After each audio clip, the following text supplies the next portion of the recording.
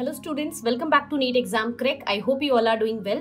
तो आज की वीडियो बहुत ही इंपॉर्टेंट है, ठीक है। बहुत सारे बच्चों को कंफ्यूजन रहता है एपोमिक्सिस के बारे में, पार्थिनोजेनेसिस के बारे में एंड पार्थिनोकार्पी के बीच में, ठीक है। सो ये बहुत ही अच्छे से मैं आपको समझाऊंगी आज कि एपोमिक्सिस क्या है, पार्थिनोजेनेसिस और पार्थिनोकार्पी क्या है। और ये लाइंस ये डेफिनेशंस मैंने एनसीईआरटी से ही बनाई है, तो कोई बाहर की डेफिनेशंस नहीं है, एनसीईआरटी की लाइंस ही हैं। तो आप इनको फॉलो करिए और यहाँ से आए हुए क्वेश्चंस को आप इजीली अटेम्प्ट कर सकते हो और अपने कन्फ्यूजन को आप क्लियर कर सकते हो, ठीक है। तो यहाँ पर आज हम देखेंगे एपोमिक्सिस, पार्थिनोजेनेसिस और पार्थिनोकार्पी में क्या क्या डिफरेंसेस है। बहुत ही माइन्यूट से डिफरेंस है, इसीलिए हमें कन्फ्यूजन होता है वहाँ पे। तो सबसे पहले देखिए एपोमिक्सिस। सो एपोमिक्सिस क्या होता है? That is formation of seed. इसमें क्या बन रहा है? सीड बन रहा है, ठीक है, through asexual reproduction without fertilisation of gametes. Gametes की कोई फर्टिलाइजेशन नहीं है, तो इसीलिए एसेक्सुअल बोल रहे हैं, ठीक है। एसेक्सुअल क्यों बोल रहे हैं? क्योंकि यहाँ पे कोई गैमीट्स की फर्टिलाइजेशन नहीं है। बट गैमीट्स बनती हैं कि नहीं, तो याद रखना गैमेटोजेनेसिस हो सकता है, ठीक है। गैमेटोजेनेसिस हो सकता है, गैमीट्स बन सकती हैं, बट फर्टिलाइजेशन नहीं होगी, ठीक है। तो यहाँ पर क्या हो रहा है? सीड की फॉर्मेशन हो रही है। तो यहाँ पर ये एसेक्सुअल रिप्रोडक्शन है विच मिमिक्स सेक्सुअल रिप्रोडक्शन। मतलब कि गैमीट्स बन गई बट फ्यूज नहीं करा और सीड बना दिया। और सीड हमें पता है, सीड तो एक एज अ सीड क्या होता है? Seed is a product of sexual reproduction. तो बिना सेक्सुअल रिप्रोडक्शन के, बिना फ्यूजन के तो वो बन ही नहीं सकती है। बट यहाँ पर प्लांट्स के अंदर ये प्रोसेस होता है सिर्फ, और ये बन रही है, इसलिए इसको बोल रहे हैं कि ये है तो एक तरह का एसेक्सुअल रिप्रोडक्शन, पर ये कॉपी किसकी कर रहा है? सेक्सुअल रिप्रोडक्शन की। किसको मिमिक कर रहा है? मिमिक्री कर रहा है, कॉपी कर रहा है सेक्सुअल को, ठीक है। तो ये लाइन एनसीईआरटी की है और ये एस्टरेसी और पोएसी फैमिली में आपको देखने को मिलता है।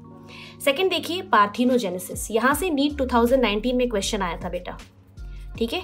नीट 2019 में क्वेश्चन आया था और बहुत सारे बच्चों को कंफ्यूजन रहता है इसके अंदर।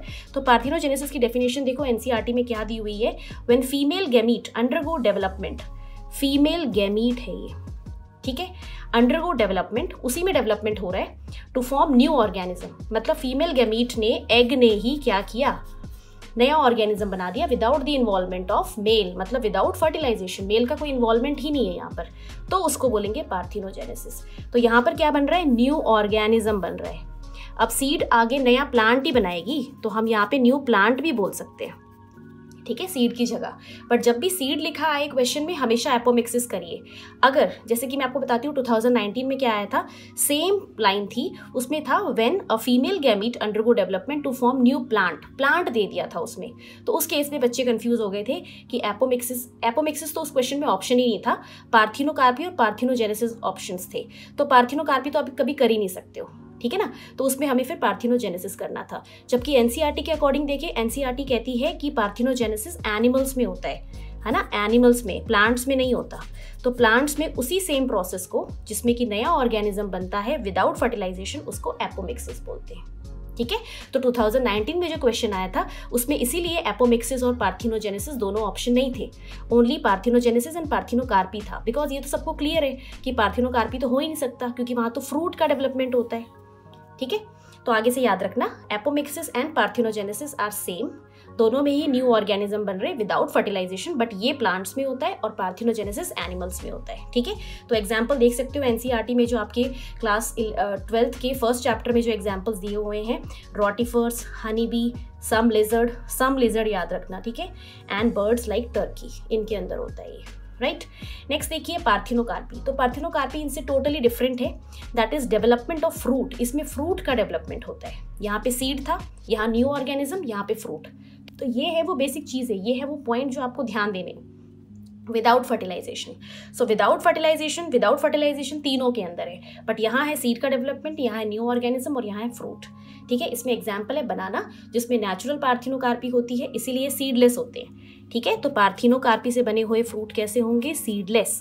जबकि एपोमिक्सिस से बने हुए प्लांट सीडेड होंगे, इनके पास सीड होगी, ठीक है। तो नेचुरल पार्थिनोकार्पी बनाना में देखने को मिलती है आपको, और टमाटो में हम आर्टिफिशियली इंट्रोड्यूस करवा सकते हैं मतलब parthenocarpy by auxin and gibberellin, 2 hormone की मदद से हम पार्थिनोकार्पी करवा सकते हैं, ठीक है। बट अगर इसमें भी पूछें, दोनों ऑप्शंस आ जाए, तो ऑक्सिन को पहले आप ज़्यादा प्रेफरेंस देना, राइट। तो यहाँ से क्वेश्चन आया था बेटा इस टॉपिक से नीट 2019 में। बहुत ही आसान क्वेश्चन था, उसमें बहुत सारे बच्चों ने गलती करी थी, बिकॉज वो सोच रहे थे एनिमल्स में होनी चाहिए पार्थिनोजेनेसिस, तो और क्वेश्चन में प्लांट दे के पूछ लिया था। तो कोई दिक्कत नहीं है, प्लांट दे के भी पूछ ले तो आप लोग ध्यान देना, फ्रूट जब तक नहीं लिखा है और सीड नहीं लिखा है तब तक आप पार्थिनोजेनेसिस कर सकते हैं। ठीक है। तो ये टॉपिक बहुत इंपॉर्टेंट है नीट 2021 के लिए भी, यहाँ से भी क्वेश्चन आ सकता है इस बार के पेपर में। तो इस टॉपिक को अच्छे से प्रिपेयर करिए, और अगर आपकी कन्फ्यूजन क्लियर हो गई हो तो मुझे कमेंट करके ज़रूर बताना, ठीक है।